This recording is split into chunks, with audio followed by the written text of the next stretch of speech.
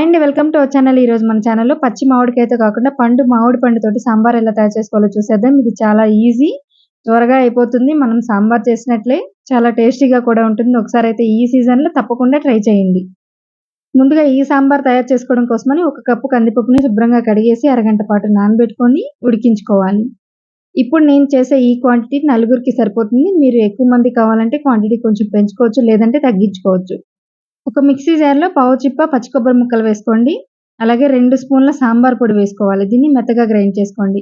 మనం ఇందాకనే పప్పు ఉడికించుకొని మెత్తగా మెదుపుకున్నాం కదా! ఇప్పుడు దీనిలో ఉల్లిపాయ ముక్కలు, సొరకాయ, గుమ్మడికాయ, క్యారెట్, అలాగే మునక్కాయ, పచ్చిమిర్చి, టమాటో, ఆనియన్ ఇవన్నీ వేసుకోవాలి. మనం గ్రైండ్ చేసుకున్న పౌడర్ ఉంది కదా!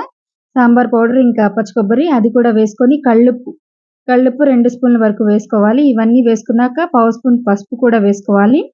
పసుపు వేసేసి చింతపండు చిన్న నిమ్మకాయ సైజ్ అంత చింతపండుతోటి పిండిన చింతపులుసు కూడా వేసుకోవాలి. దాంతో పాటు కరివేపాకు వేసుకోండి. కరివేపాకు రెబ్బలతో సహా అలానే వేసుకోండి. మొత్తం అంతా కలిసేలాగా కలుపుకొని వాటర్ యాడ్ చేయాలి.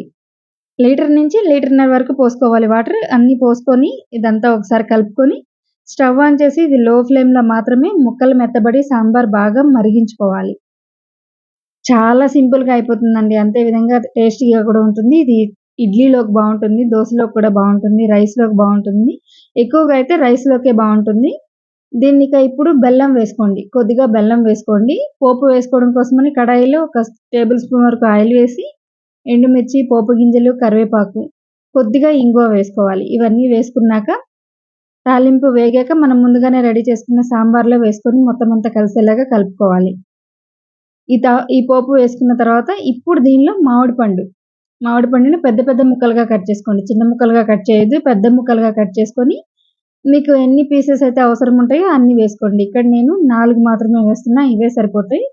వేసేసి ఎక్కువ కదపకండి. జస్ట్ మొత్తం కలిసేలాగా ఒక్కసారి కలిపేసి 5 నిమిషాలు మాత్రమే స్టవ్ మీద ఉంచి ఫైనల్‌గా కొత్తిమీర వేసి స్టవ్ ఆఫ్ చేసేయండి. అసలు వంట రాని వాళ్ళు కూడా ఈ సాంబార్‌ని తేలిగ్గా చేసుకోవచ్చు. చాలా బావుంటుంది. రైస్‌లోకి బావుంటుంది. ఇడ్లీలోకి కూడా బావుంటుంది. ఒకసారి ఖచ్చితంగా ట్రై చేయండి. ఇది వేడివేడిగా సర్వ్ చేసుకోవడమే. మా మరిన్ని హెల్తీ అండ్ టేస్టీ రెసిపీస్ కోసం ప్లీజ్ సబ్స్క్రైబ్. మన ఛానల్‌లో ఇంకా డైట్ వీడియోస్ కూడా ఉన్నాయి. ఒకసారి అయితే చూసి చెక్ చేసి సబ్స్క్రైబ్ చేసుకోండి. ఇంకా మా ఛానల్‌ని లైక్ చేయండి, షేర్ కూడా చేయండి.